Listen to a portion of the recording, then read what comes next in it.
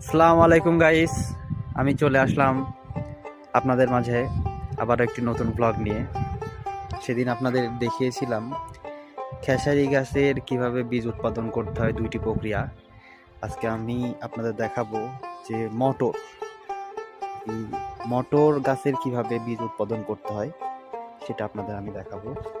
দেখেন, সেম একই প্রসেস, মানে মটর গাছ যখন প্রাপ্তবয়স্ক হয়ে যাবে, এই যে এখানে আপনারা বলতে পারেন যে এটা খোলা রেখেছে কিসের জন্য, মানে আবহাওয়াটা যাতে, যে বাতাসটা এখন হচ্ছে এই বাতাসটা যাতে এটার মধ্যে সুন্দরভাবে প্রবেশ করতে পারে, এই জন্য কিছুটা অংশ খুলে দেওয়া হয়েছে। আর এই মশারিগুলো, আমরা যে মশারিগুলো ইউজ করে থাকি এগুলোর থেকে অনেকটা আলাদা। অনেকটা আলাদা বলতে, এটা সুতা দিয়ে এতটাই মিহি করে বোনানো যে ভেতরে একটা পোকামাকড়, কোনো মাছি মশা কোনো কিছুই প্রবেশ করতে পারবে না।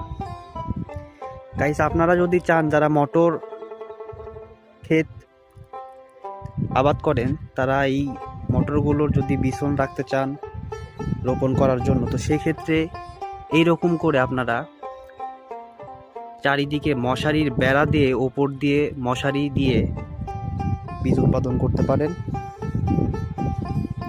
সেক্ষেত্রে আপনারা অনেকটা ভালো ফলন পাবেন।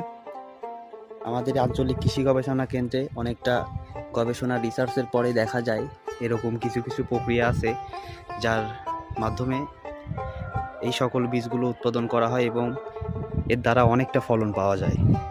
আপনারা দেখেন গাইজ, এখানে প্রায় প্রত্যেকটা গাছে ফুল আসছে, এবং এই যে মটরগুলো দেখতে পাচ্ছেন এইগুলো আসলে বাজারজাত করা হবে। আর যেই বীজের যে মটরগুলো দেখেন, যেগুলো হচ্ছে বীজ রোপণ করা হবে, ওইগুলো দেখেন মশারির মধ্যে লাগানো আছে, মানে সম্পূর্ণ ক্ষেতটা না, যতটুকু প্রয়োজন আর কি, ততটুকুতেই এরকম মশারি দ্বারা ঘিরে বীজ উৎপাদন করা হচ্ছে। আসসালামু আলাইকুম গাইস, আজকের জন্য এতটুকু পর্যন্তই।